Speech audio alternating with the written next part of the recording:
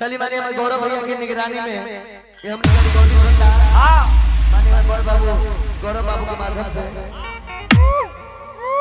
अरे सारा लोगवा कहेला ए भैया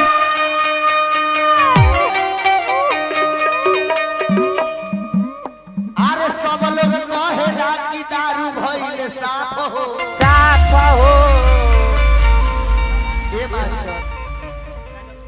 अरे कहेले नीतीश जी की दारू भइले साफ हो लेकिन 1200 में फूल मिले 600 में हाफ हो अरे कहेले नीतीश जी की दारू भइले साफ हो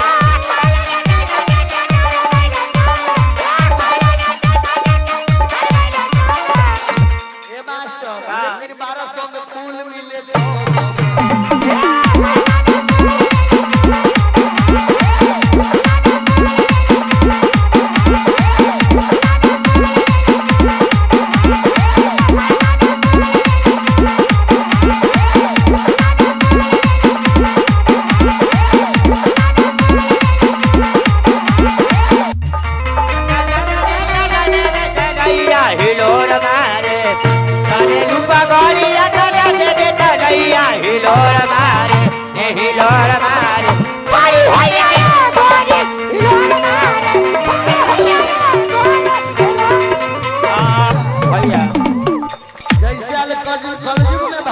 नहीं खान तो सही वही तरह दारू के रहे ऊपर देखे दुकान में ना लेकिन श्रद्धा प्रेम से खोजबा तो भगवान मिल जाइए हां वो सही कहीं 1200-1500 लेके श्रद्धा से याद करबो हां तो 2 मिनट में दारू हाजिर भैया जी 1500 ना 1600 अरे सारा लोग कहेला कि दारू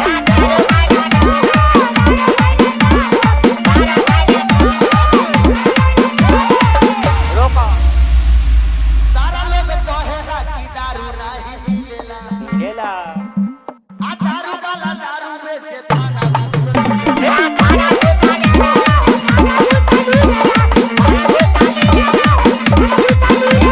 अरे दरुए धराइला पर हो जाता माफ ए दरुआ धरैला पर हो जाता माफ हो